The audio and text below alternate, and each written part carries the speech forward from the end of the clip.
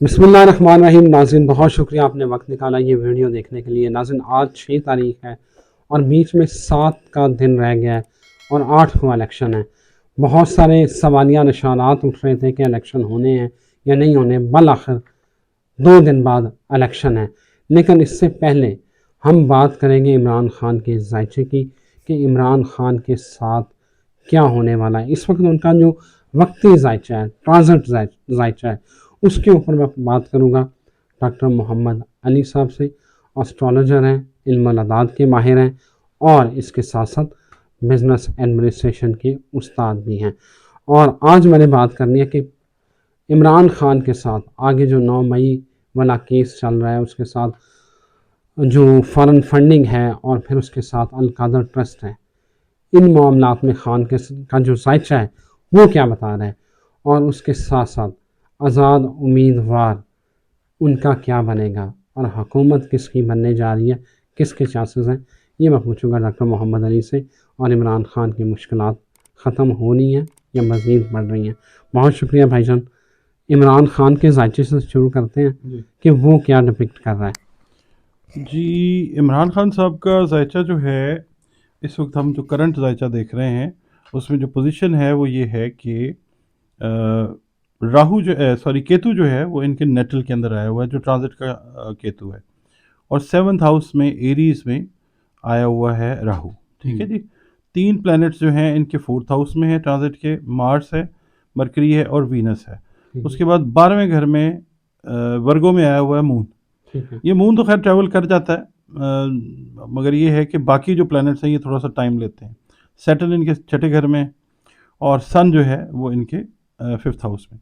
तो अब इस सारे जायचे का जो हम जिस्ट निकालते हैं वो ये है कि मुश्किलात तो अभी फ़िलहाल ज़ाहिर ज़मीनी तौर पे जो है वो बढ़ती नज़र आ रही हैं। जायचा जो है वो भी किसी हद तक इस चीज़ की निशानदेही करता है, मगर ये कि ये जो प्लैनेट्स मूव करने हैं आगे, बाकी जो ट्रांजिट में लगे हुए हैं, ये जैसे मूव करेंगे तो इमरान खान साहब जो हैं वो इस चीज़ से निकलते आएंगे।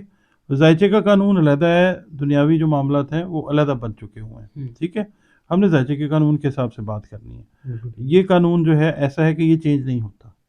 ठीक है। अच्छा, अब खान साहब की जो मुश्किलात की आपने बात की है वो फ़िलहाल आपको बढ़ती हुई नज़र आएंगी। 1 2 3 केसेस में और भी वो आपको इंडाइक्ट होते हुए नज़र आएंगे। ठीक है, उन पे वो फर्द जुर्म, आप ही के प्रोग्राम के अंदर आपको याद होगा मैंने ये कहा था कि हाँ, उनके ऊपर जो है वो फर्द जुर्म भी लगेगी और मुकदमे का फ़ैसला उनके ख़िलाफ़ भी आएगा, अगर आपको याद हो तो। ठीक है। तो ये चीज़ भी आगे अभी फ़िलहाल इसी तरह से चलेगी। मगर जैसे ही मार्च का महीना ख़त्म होता है, एरीज़ जो है वो तुलू होता है, तो वहाँ पे जाके इमरान खान साहब की जो चीज़ें हैं वो कम होना शुरू हो जाएंगी। उस वक्त तक 8 फरवरी की जो शाम है हम उससे गुजर चुके हुए होंगे। ठीक है। तो 8 फरवरी की शाम है ना रिजवान साहब, वो बड़ी अजीब शाम होगी दुनिया के हिसाब से भी, पाकिस्तान के हिसाब से भी। एक बड़ी डिफरेंट चीज़ जो है वो उसके अंदर आप विटनेस करेंगे। अच्छा जी।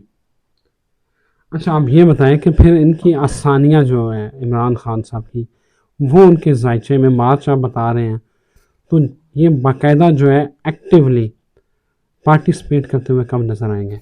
यहाँ पे ना मैं क्लियर कर दूँ, आपके जो व्यूअर्स हैं जो कमेंट्स अपने दे रहे होते हैं, देखें बात ये है कि रिलीफ मिलना जो है वो इसको ना लें कि जी वो आज़ाद कब होंगे। रिलीफ ये है कि 7 मुकदमों में बेल हो गई, कंफर्म हो गई, फिर ये हो गया, ये रिलीफ है।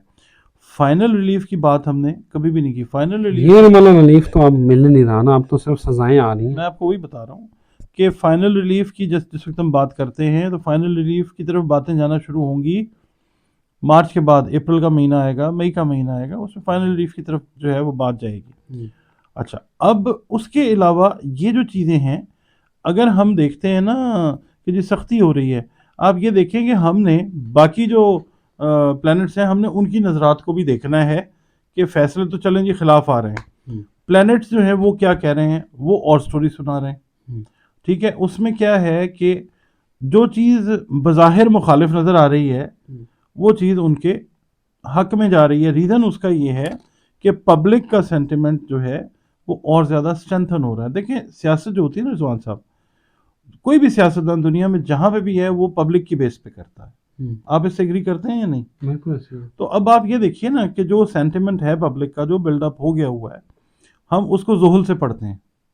जोहल जो है वो और स्टोरी सुनाता है, क्योंकि अब ये वही 8 फरवरी की बात जो मैं कर रहा हूँ, इलेक्शंस जो है ना एक बड़ी मुश्किल जो है ना प्लानिटरी पोजीशन, उसके अंदर आप समझ लें कि बस करवाए जा रहे हैं। ठीक है, मैंने तो यही कहा था आपको कि मुझे तो लगता है कि इलेक्शंस जो हैं वो नहीं होंगे। जैसे मैंने कहा था कि मियां नवाज शरीफ साहब मुझे नहीं लगता कि आएंगे, आएंगे तो मुश्किलात का शिकार होंगे। 30% चांसेस के ऊपर जो है ये इलेक्शन का मामला जो है ये किया जा रहा है कि 30% जो है वो लग रहा है कि पॉजिटिवली इलेक्शंस जो हैं वो हो जाते हैं। उस कम प्रोबेबिलिटी के ऊपर जब भी आप ज़्यादा जोर लगाएंगे, एग्जर्ट करेंगे, तो चीज़ें जो हैं वो और तरीके से सामने आएंगे, रिजल्ट्स और तरीके से सामने आएंगे, अनएक्सपेक्टेड रिजल्ट्स जो हैं वो सामने आएंगे। मैं आपको अगर कहें आप तो 8 फरवरी की प्लानिटरी पोजीशन भी बता दूं। बता दें, जरूर बताएं। 8 फरवरी को देखें, जो सन है वो है एक्वेरियस में। ठीक है, सन अपने दुश्मन के घर में है। एक्वेरियस का लॉर्ड है सैटर्न। सैटर्न और सन की दुश्मनी है। सैटर्न जो है वो अवाम है, और जो सन है वो कंजंक्टेड है वीनस के साथ और यूरेनस के साथ। Venus once again is enemy for the sun. Sun जो है ये हम होते हैं, सन जो है गवर्नमेंट होती है, गवर्नमेंट से रिलेटेड जो मामलात होते हैं। तो अब वीनस भी सन के अगेंस्ट है। यूरेनस जो है वो भी तहजीब को, तमद्दन को चेंज करने वाला प्लेनेट है। हिस्ट्री रिपीट होती है, जिस तरह कहते हैं ना हिस्ट्री रिपीट्स इटसेल्फ, ये यूरेनस जो है ये हिस्ट्री रिपीट करवाता है। आज से 100 साल पहले, 90 साल पहले जो सिचुएशन दुनिया की रही, वो दोबारा से दुनिया उस तरफ तहरीकों की तरफ और नई चीज़ों की तरफ जो है वो दुनिया फिर जाएगी। ठीक है, 8 फरवरी को वैसे भी जो कमर दर अकरब का आफ्टर इफेक्ट है वो चल रहा होगा, ये जाके कहीं 11 तारीख तक ख़त्म होगा, मगर अब हो रहा है तो फिर ये है कि हमने इनको भी देखना है। उसके बाद कमर जो है, जो मून है, वो है इसके अंदर कैप्रिकॉर्न के अंदर। अगेन कैप्रिकॉर्न और जो मून है उनकी आपस में दुश्मनी है जब हम एस्ट्रोलॉजी को देखते हैं। अच्छा, फिर रिजवान साहब मरीख जो है, मरीख मार्स जो पावर से भी रिलेट करता है और जो अवाम से भी रिलेट करता है, वो भी इसके अंदर कैप्रिकॉर्न के अंदर है। फिर नेपच्यून जो है वो पाइसेस के अंदर है। ये प्लैनेटरी पोजीशन ये वाली तो फेवरेबल है, मगर ये जो पहले मैंने अर्ज की है ये नेगेटिव एस्पेक्ट्स हैं। अच्छा, इसका आसान अल्फाज में आवाम को समझा दें कि ये जब एक दूसरे के घर में हैं ये सितारे, तो इसका इम्पैक्ट क्या पड़ेगा? इसका इम्पैक्ट यही होगा कि अवाम जो है वो बहुत सारे फैसले कबूल नहीं करती हुई नजर आएगी। तो वो फिर चीज़ जो है वो ग्रेजुअली वो अवाम के हाथ में चीज़ जो है, वो फैसला जो है अवाम का, जिस तरह कहा जाता है वो जो चीज़ है वो आएगी। अवाम से रिलेट कर रहा है ना यूरेनस। अवाम 8 फरवरी को आपको नज़र आ रहा है कि वो बाहर निकलेगी अच्छी खासी तादाद में? अवाम जो है रिजवान साहब, ये इलेक्शंस जो हैं ये एक रिहर्सल है जो अगले इलेक्शंस की। अवाम निकले, अवाम ना निकले, इसके रिजल्ट्स जो हैं वो मिक्स्ड होंगे।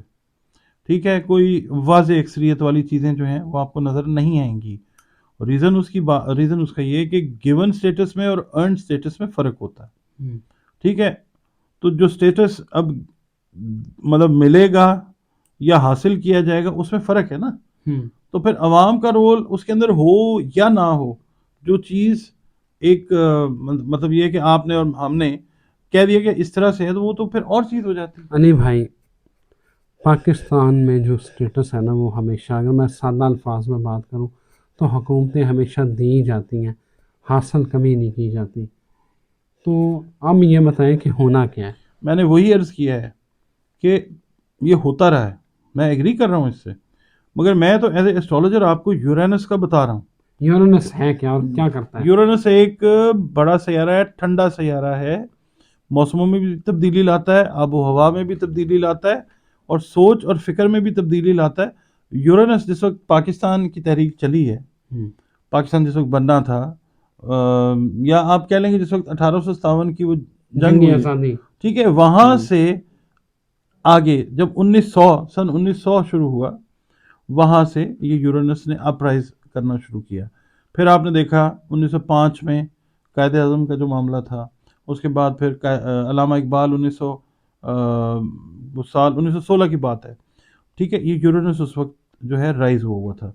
फिर वो सजेशन, वो ख्वाब, वो ये चीज़ें एक तहरीक की शक्ल इख्तियार की और एक 1947 में नई चीज़ सामने आई।